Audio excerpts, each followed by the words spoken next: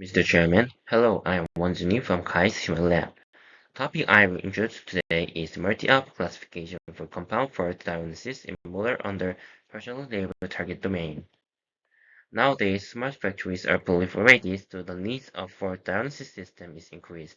Many smart factories rely on motor-driven system, therefore fault diagnosis system dealing with the motor system are important. Also, in recent days, the complexity of the industrial systems are increased, resulting in more presence of compound faults. Lastly, since operating conditions can be changed, domain adaptation is crucial for improving fault diagnosis performance in real world. All in all, addressing compound faults and domain adaptation are key to advancing fault diagnosis in smart factories.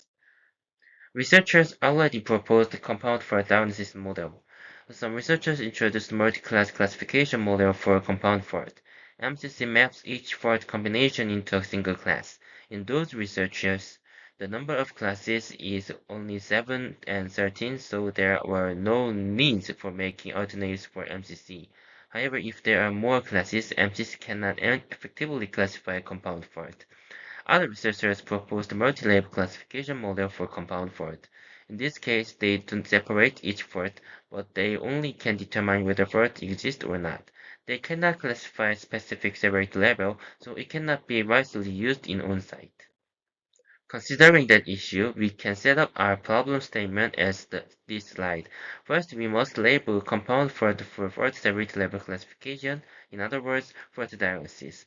Labeling method can be different due to classification methods, multi-class classification MCC and multi-output classification MOC. MCC, which is conventional method of classifying fault severity level, assigns each unique combination of faults to a single class. As I said before, for example, please look at figure below left. A shows labeling process of MCC. Each unique combination of faults is treated as a single class. On the other hand, for MOC, the model independently classifies each fault type. B shows labeling process of MOC. As shown in the figure, model classifies every level for each fault independently as GHFX. This difference of labeling process results significantly in fault diagnosis performance. We also set up data composition ratio considering accuracy of fault data and domain shift condition due to modification of operating conditions. First, we apply data imbalance when making dataset. We set number of fault data as only 10% of number of normal data for each fault combination. In addition to reflect modification of operating condition, we assume partially labeled PL target domain dataset for domain adaptation scenario. To be specific, as you can see in the below right figure, we compose the source domain dataset with only labeled data. Conversely, we set only 10% of target domain data as labeled data.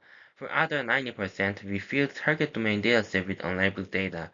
This is because in the real world, labeling for data needs a lot of effort, so composing target domain dataset as source domain dataset is practically impossible. Back to the labeling process, MCC has intrinsic limitations. First, since a single classifier must handle an excessive number of compound fault classes, interclass interference in the feature space is increased. In addition, since there are too many classes to correctly align features, MCC has difficulty in domain adaptation, particularly in unsupervised domain adaptation. Meanwhile, MOC can robustly deal with compound fault in PL conditional target domain dataset. Before explaining about the advantages of MOC, let me introduce the MOC architecture.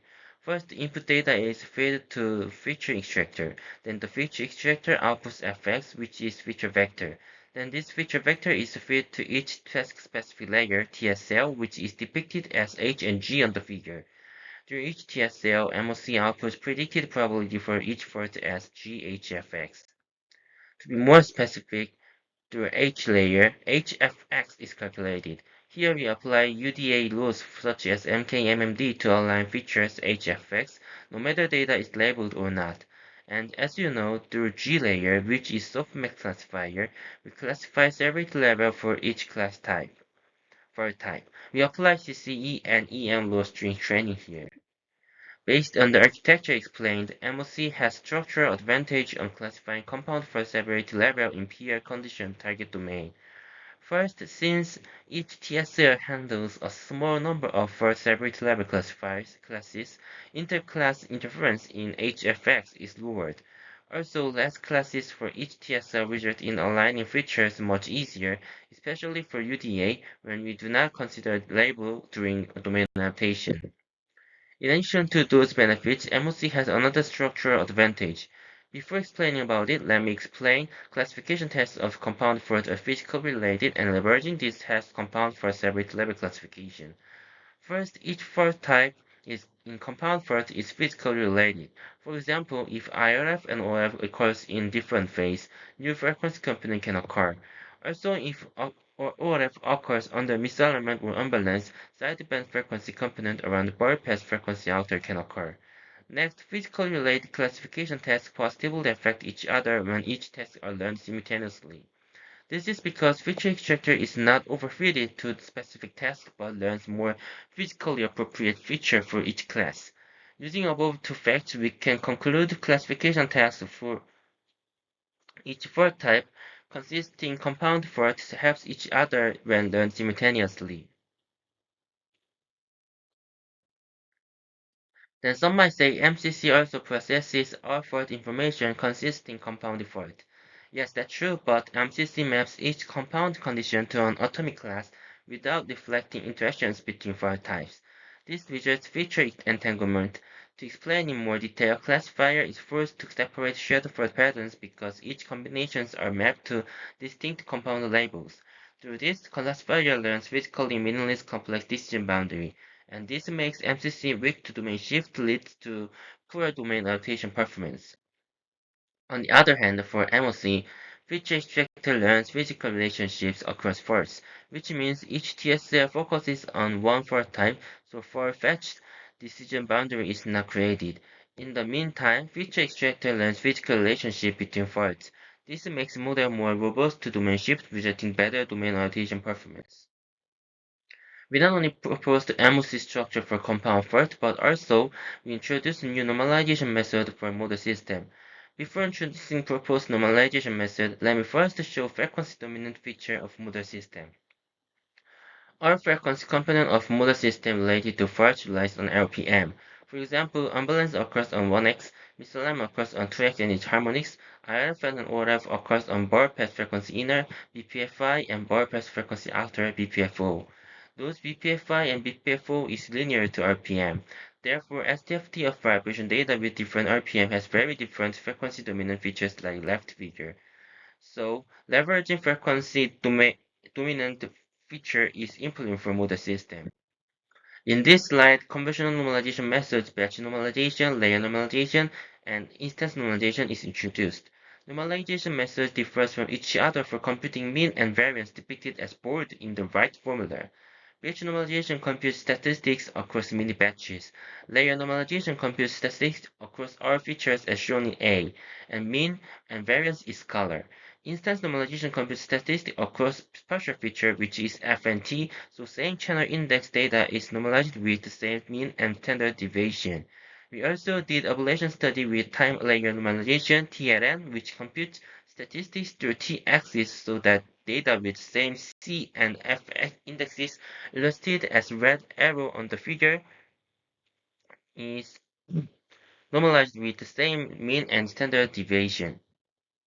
We proposed the frequency layer normalization FLM which computes statistics through f-axis so that data with the same C and T indexes illustrated as red arrow on the figure is normalized with the same mean and standard deviation.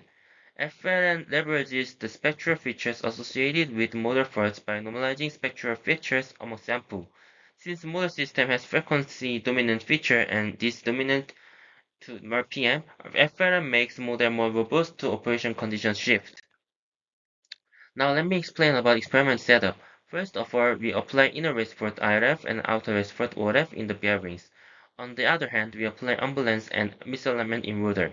You can see the exact location of fault applied on the figure left.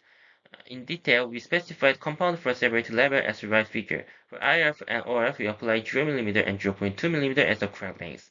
For misalignment, we shifted the bearing housing as 0mm, 0.15mm, and 0.3mm. For imbalance, we attach the mass on the rightmost roller with 0 gram, 10.034 gram, and 18.07 gram. In total, we can apply 36 combinations of compound fault in given experimental setup. For operating conditions, we change the RPM pattern and torque load for each subset. For subset A, RPM pattern is sinusoidal and random torque load is applied through a hysteresis brake. On the other hand, for subset B and subset C, we do not apply torque load through hysteresis brake. RPM pattern of subset B is triangular while we use constant RPM for subset C. Under this operation condition, we can obtain STFT of each subset as above figure. For data acquisition specification, the sampling rate is 25.6 kHz and duration of each data is 4 seconds. To control confounding variables, we fix the training, validation, and test methods. For training, we pretend CC loss for 100 epochs with Adam optimizer and set to 10 to the minus 3 as learning rate. During fine-tuning, we trained with MKMMD CCE EM losses, having same hyperparameter as pre-training. Best model is selected using validation loss. Microreference score is evaluated for test dataset. Since there are 3 subsets in our experiment, we can test in 6 different domain annotation scenarios. We also average the performance across all domain annotation scenarios. Let's see result. First, we compared MCC and MOC. As you can see the above figure, MOC outperforms MCC for almost every domain adaptation scenarios and for average classification performance. To analyze in more detail, we averaged microreference score for each fault, not in combination and displayed as above figure. As you can see, MOC also outperforms MCC in classifying all fault types. This indicates that since MOC has better classification performance for each fault, MOC has better performance in classification than MCC for compound fault in total. In addition, we also did ablation study for normalization method while using MOC structure. The result is in the above figure. Figure shows that FLN outperforms BN, LN, TLN, and IN for almost every domain adaptation scenarios and for average classification performance. In conclusion, MOC framework outperforms MCC for compound fault analysis in PR condition target domain dataset. FLN further improves classification performance for model dataset. Further work may include developing model architectures that further enhance MOC performance.